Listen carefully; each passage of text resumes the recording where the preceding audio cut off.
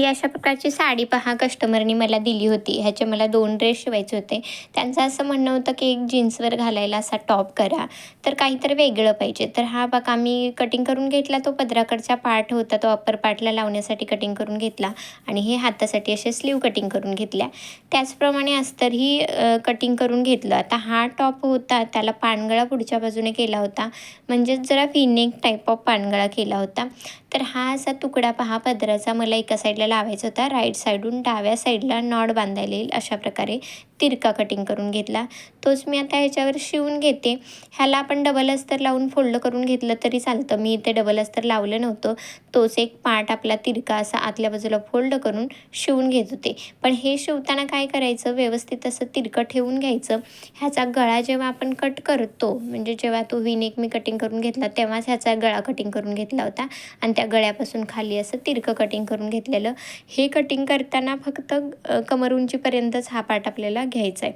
आता हा तिरका शिवून येताना हा बघा हा असा कोपरा राहतो ना, तो कोपरा आतमध्ये असा फोल्ड करायचा आणि शिवून घ्यायचं.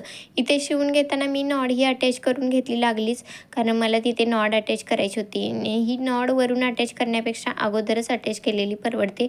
तर दोन्हीही कोपरे मी एकाच जागेला जॉईन करून घेतले नॉडचे, कारण मला दोन्ही इकडच्या बाजूला जी बांधायची आहे ती जास्त डिस्टन्सवर नको होती, फक्त लटकन दिसायला हवे होते, म्हणून मी तिथे दोन्ही जॉईन करून घेतले आणि अशा प्रकारे इकडूनही शिलाई मारून कमरेकडच्या बाजूने शिलाई मारून घेतली. खरं सांगू का, मी हा करायला घेतला तेव्हा मला वाटत नव्हतं की ही साडी एवढी अशी खरखरी वाटते आहे, तर ह्याचा टॉप चांगला होईल का नाही ही खात्री नव्हती. पण जेव्हा टॉप शिवून रेडी झाला तेव्हा खूप सुंदर असा त्याचा लूक आला.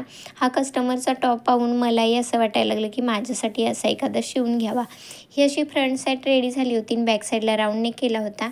तर हा फुल लूक आहे आपल्या टॉपचा. टॉप आवडला असेल तर लाईक, शेअर आणि चॅनलला सबस्क्राईब करायला विसरू नका. आणि तुम्ही अशा साड्या नेसत नसाल, ठेवून असतील, ही साडी फुगती आहे म्हणून काय करू हा प्रश्न पडला असेल, तर अशा प्रकारे जीन्सवर घालायला तुम्ही किंवा फ्रिलवाल्या पॅन्टवर घालायला शिवू शकता. थँक्यू.